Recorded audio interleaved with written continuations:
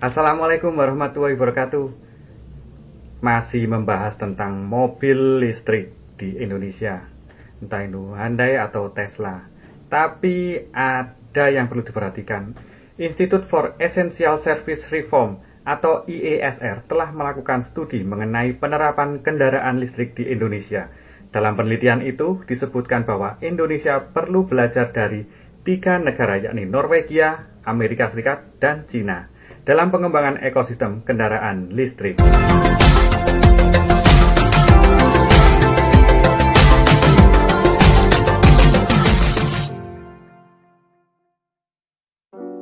Halo, assalamualaikum warahmatullahi wabarakatuh. Masih bersama Bensin Kuning Channel. Apa kabar semuanya? Semoga masih dalam lindungan Allah Subhanahu wa Ta'ala dan sehat selalu.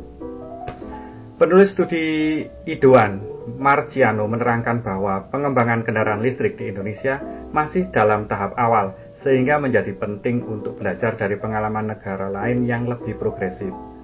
Oleh karena itu, kami menyusun studi dengan 3 negara pembanding, ujar dia dalam acara virtual Selasa 23 Februari 2021. Idoan menjelaskan alasan mengapa 3 negara tersebut sebagai pembanding. Menurutnya, secara global, data hingga 2009 menyebutkan pangsa pasar kendaraan listrik mengalami peningkatan 10% setiap tahun. Dan Norwegia memiliki pasar lebih dari 50% pada 2019.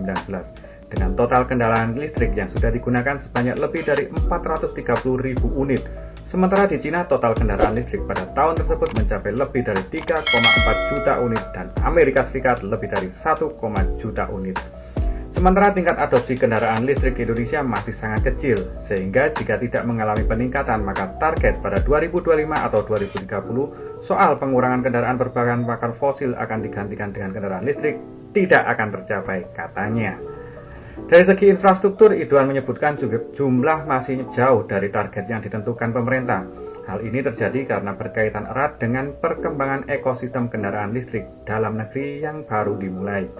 Menurut Idoan, Indonesia masih tertinggal dari seluruh aspek ekosistem, mulai dari kebijakan, infrastruktur pengisian daya, industri atau rantai pasokan, kesadaran masyarakat, serta pasokan yang tersedia. Indonesia belum memiliki aturan batasan kendaraan berbahan bakar fosil. Ini berbeda dengan negara pembanding yang melarang kendaraan berbahan bakar fosil. Infrastruktur Indonesia juga ketinggalan. Perkiraan 2025 hanya mampu mencapai rasio 1:70 antara pengisian daya dan jumlah kendaraannya, dan belum adanya kesadaran untuk meningkatkan produksi, tutur Idoan. Idoan menyebutkan bahwa industrinya juga belum ada fasilitas yang memproduksi material pendukung seperti baterai, ditambah kesadaran masyarakat yang motivasinya didasarkan pada alasan ekonomi dan informasi yang belum tersebar merata. Di 3 negara pembanding, alasan ekonomi bukan menjadi faktor untuk tidak memiliki kendaraan listrik, tetapi mereka lebih kepada persoalan performa atau teknologinya, ujar dia menambahkan. Menanggapi studi tersebut, Asisten Deputi Maritim dan Transportasi Kemenko Marves Firdausi menerangkan ketiga negara tersebut memang cukup dalam mengembangkan ekosistem kendaraan listrik.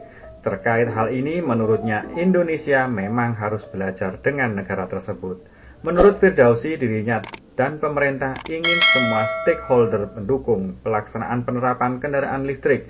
Kami berharap Indonesia tidak hanya sebagai pasar saja, tapi juga mendorong industri kendaraan listrik dalam negeri, kata dia. Jangan lupa subscribe, mangan si gemuk cantengan.